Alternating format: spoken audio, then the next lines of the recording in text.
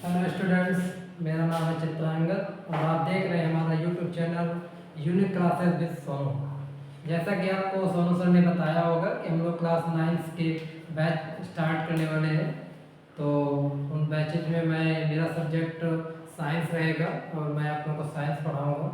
तो चलिए समय को ज़्यादा ख़राब ना करते हुए अपने सिलेबस को डिस्कस करते हैं, जिनमें कि तो मैं क्लास 9 में आप लोगों को साइंस पढ़ाने वाला हूँ।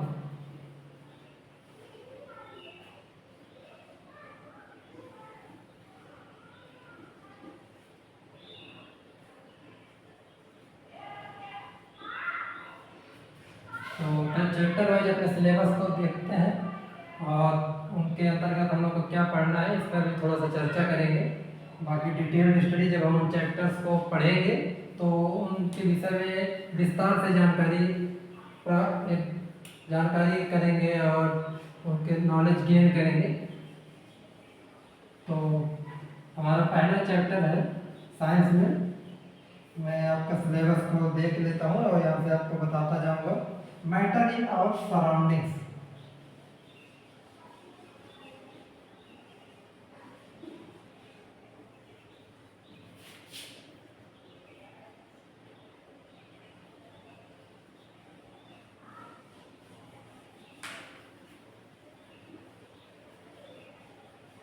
अर्थात हमारे आसपास में पदार्थ। जो हिंदी मीडियम वाले हैं वो भी अपनी बुक्स में देखेंगे तो वहाँ हिंदी से लिखा होगा, चैप्टर साइज इट इज है, क्योंकि एनसीईआरटी पैटर्न में बुक्स का सिर्फ लैंग्वेज अलग अलग है, चैप्टर सेम है दोनों मीडियम में।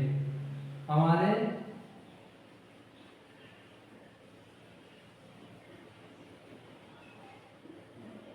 आसपास में पदार्थ। इस चैप्टर में हम लोग अपने जहाँ पर हम लोग रहते हैं, हमारे आसपास क्या पदार्थ, कौन कौन से पदार्थ हैं, उन पदार्थ के बारे में जानेंगे और उनके संगठन के बारे में जानेंगे, वो किन चीज़ों से मिलकर बने हुए होते हैं और उनसे संबंधित विस्तार से पढ़ेंगे। और दूसरा चैप्टर है हमारा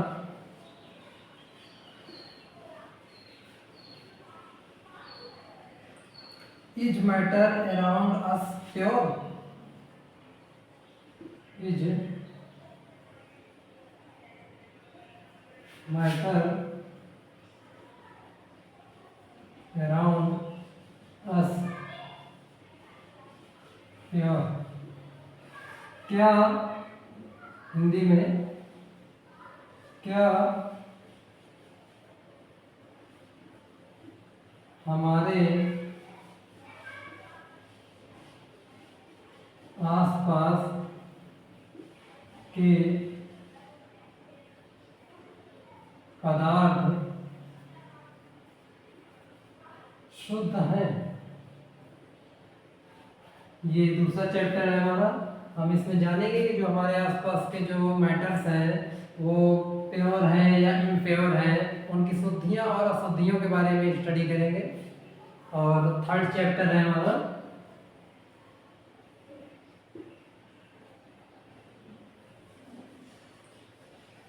एटम्स एंड मॉलिक्यूल्स। इसके बारे में तो आप लोगों ने अपनी पिछली कक्षाओं में थोड़ा बहुत पढ़ा भी होगा, लेकिन हम अब एक बड़ी कक्षा में पहुंच चुके हैं, हाई स्कूल की कक्षा में, क्लास 9 में। तो अब इन्हीं टॉपिक्स पर थोड़ा सा हम विस्तार से पढ़ेंगे। एटम्स एंड मॉलिक्यूल्स, हिंदी में इन्हें कहेंगे परमाणु और अणु। और इसके बाद चैप्टर 4 हमारा है, चैप्टर 4 हमारा स्ट्रक्चर ऑफ द एटम।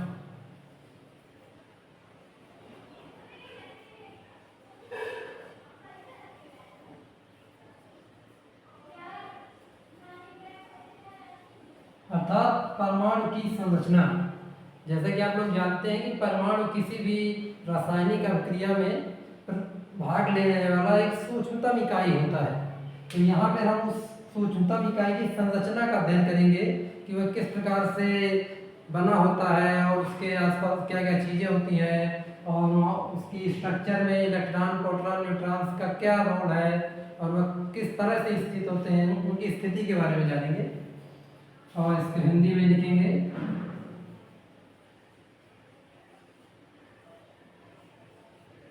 परमाणु की संरचना। और हम लोगों का चैप्टर 5th है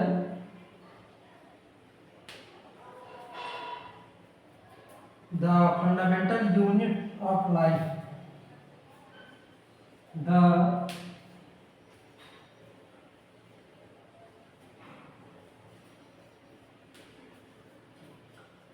फंडामेंटल यूनिट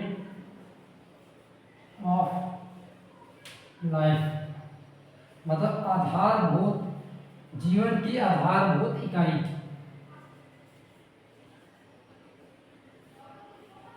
जीवन की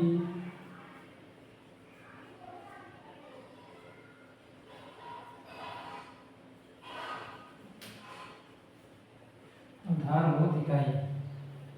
अभी यहाँ पर हम सिर्फ अपने चैप्टर्स को जान लेते हैं, कौन कौन से चैप्टर्स हैं हमारे। और हिंदी मीडियम में यही चैप्टर्स हैं और इंग्लिश मीडियम में भी यही चैप्टर्स हैं। जो जिस मीडियम के स्टूडेंट्स हैं वो अपनी बुक्स में इन चैप्टर्स को मैच कर लेंगे, ढूंढ लेंगे। ऑर्डर में हो सकता है किसी किसी बुक में इनका ऑर्डर डिफरेंट हो, तो आप उनको इंडिकेट कर लीजिएगा इसके अकॉर्डिंग। और जब हम पढ़ेंगे अपनी क्लासेस में साइंस को, तो इसी क्रम में पढ़ेंगे अपने चैप्टर्स को। सबसे पहले हम अपने चैप्टर नंबर 1 को पढ़ेंगे, फिर 2 को पढ़ेंगे, तो इसमें कोई प्रॉब्लम नहीं होगी। कोई आगे पीछे हो सकता है, लेकिन आपको तो सभी चैप्टर्स पढ़ने हैं अपने सिलेबस के। तो आइए हम चैप्टर नंबर 6 को देखते हैं। यहाँ पे बोर्ड भर गया है तो मैं इनको एक बार क्लियर कर देता हूँ। और चैप्टर नंबर आपका 6 होगा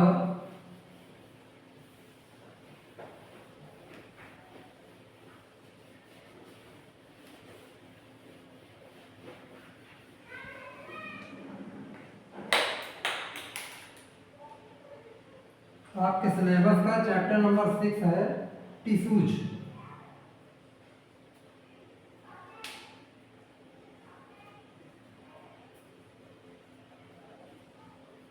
टिश्यूज अर्थात ऊतक। आप लोगों ने बायोलॉजी में पता नहीं अभी तक ऊतक पढ़े या नहीं पढ़े हैं। ऊतक जानेंगे, आपकी बॉडी में जो मांस होता है वो ऊतक ही होता है, जो बहुत सारी कोशिकाओं से मिलकर बना हुआ होता है। तो आप इस चैप्टर में पढ़ेंगे कि ऊतक के क्या कार्य होते हैं, वो आपकी बॉडी में क्या इम्पोर्टेंट रोल प्ले करता है। आप इस चैप्टर में ऊतक के बारे में विस्तार से पढ़ेंगे। अभी सिर्फ आप जान लीजिए कि आपके चैप्टर्स में क्या है और क्या पढ़ने वाले हैं आप। और चैप्टर नंबर 7 है आपका motion.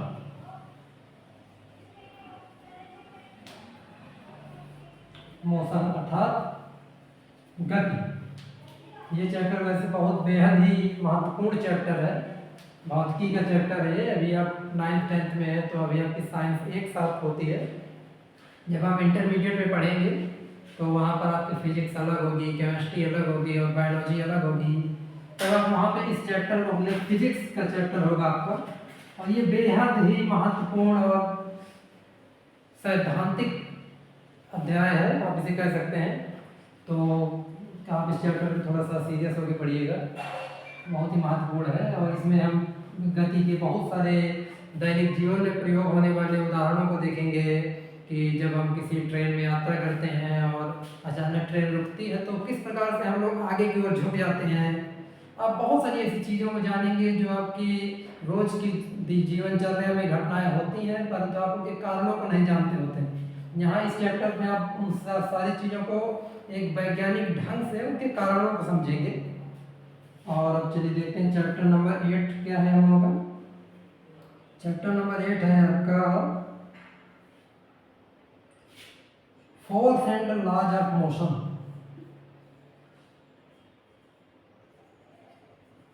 Force and laws of motion अर्थात बल और गति के नियम।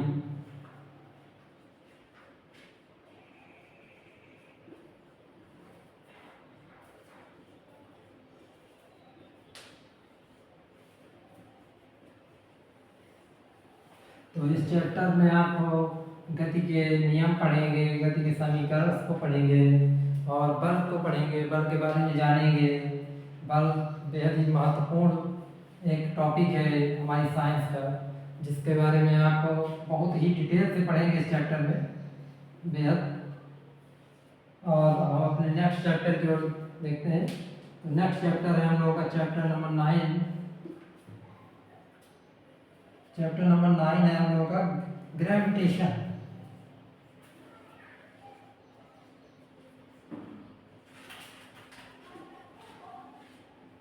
जी हाँ, ग्रेविटेशन, इसको हिंदी में क्या कहा जाता है? गुरुत्वाकर्षण। बहुत सुना होगा आपने ये नाम, शायद आप जानते हो या ना जानते हो, लेकिन अब वो समय आ गया है जब आप अपने इस क्लास में इस चैप्टर को पढ़ेंगे और इसके बारे में विस्तार से जानेंगे। और बहुत ही आनंददायक रोचक चैप्टर है ये। आप इस पे यकीन मानिए, आप इस चैप्टर को पढ़ेंगे आपको बहुत अच्छा लगेगा। आप जानेंगे कि जब आप किसी बॉल को ऊपर की ओर फेंकते हैं तो क्यों नीचे की ओर ही क्यों आती है, वह बॉल उड़ क्यों नहीं जाती, वो नीचे की ओर आने का उसका क्या कारण है। आप ये जान पाएंगे कि जब हम किसी वस्तु को आसमान में उछालते हैं तो वह किस वेग से हमारी ओर नीचे की ओर आती है। आप इन चीज़ों को बहुत ही विस्तार से जानेंगे। और आप एक बेहद अच्छा एक्सपेरिमेंट है, आप इस चैप्टर पे देखेंगे कि जब हम दो वस्तुओं को आसमान में उछालते हैं तो आप जान पाएंगे कौन सी वस्तु पहले नीचे आएगी, और अगर कोई वस्तु पहले नीचे आती है तो वो किन किन चीज़ों पर वो कारण, क्या कारण होते हैं उसके नीचे आने पर, वो जो उसकी गति है, जो उस पर ज़्यादा गति गेन करता है, किन किन कारणों से गेन करता है।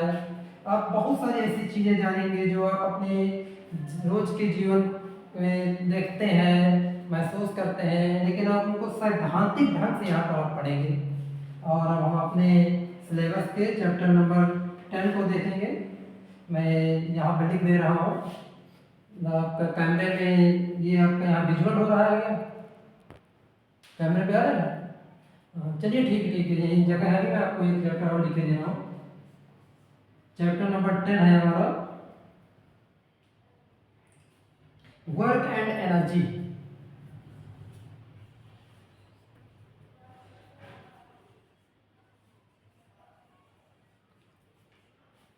अर्थात जिसको हम कहते हैं कार्य और ऊर्जा।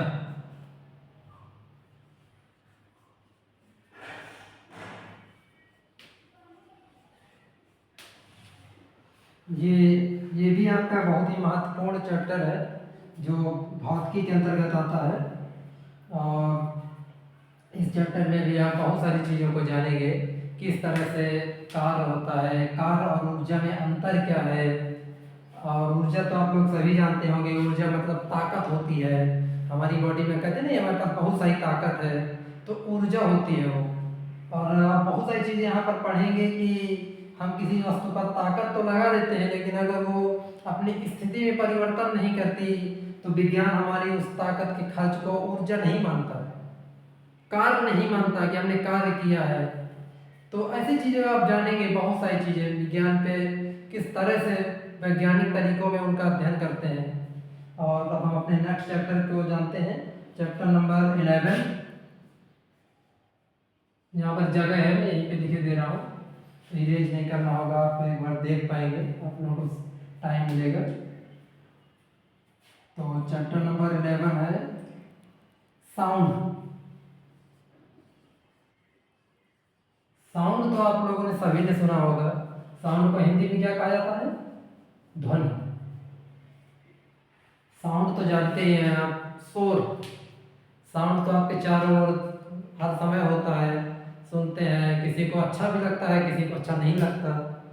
तो आप जानेंगे कि साउंड क्या होता है और ये किस तरह से कार्य करता है, ये किन किन माध्यम में हो सकता है। आप लोग बहुत सारी हॉलीवुड मूवीज देखते होंगे जो स्पेस साइंस पर बनाई जाती हैं। आप लोग देखते होंगे कि अंतरिक्ष में जब वैज्ञानिक किसी सैटेलाइट पर रह रहे होते हैं तो बात करने के लिए एक हेडफोन का यूज करते हैं, एक मास्क पहने हुए होते हैं।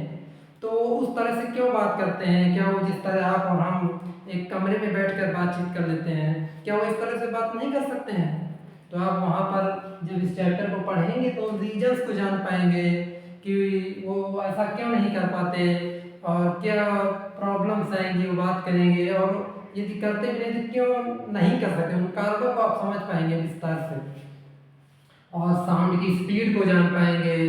अच्छा, आप लोगों ने जैसे कि एक चीज़ सभी लोग देखते हैं कि जब बरसात होती है तो आसमान में बादल गरजते हैं और बिजली चमकती है। तो आप लोगों ने देखा है क्या? बताएं कि आपको पहले बिजली चमकती हुई दिखाई देती है, पहले आवाज़ सुनाई देती है? आप लोगों ने देखा होगा। तो वहाँ पर सबसे पहले हम लोगों को एक बिजली की चमक दिखाई देती है और उसके कुछ ही सेकंडों के बाद हम लोगों को आवाज़ सुनाई देती है। तो ये बिजली की चमक और आवाज़ के बीच में गैप क्यों होता है, एक साथ क्यों ये चीज़ें दिखाई देती हैं? तो आप समझ पाएंगे क्या कारण है इनका, दोनों की स्पीड्स को कंपैरिजन कर पाएंगे। और इस चैप्टर में आप ऐसी बहुत सारी चीज़ें पढ़ने वाले हैं, धैर्य बनाए रखें। जब हम इस चैप्टर को पढ़ेंगे तो बहुत मजा आएगा। आप अपना नेक्स्ट चैप्टर हम लोग देखते हैं, चैप्टर नंबर 12। चैप्टर नंबर 12 है हमारा improvement in food resources.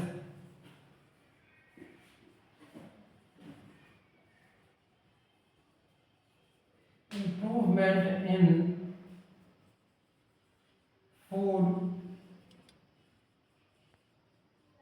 Resources, अर्थात हिंदी में कहेंगे कि खाद्य संसाधनों में सुधार।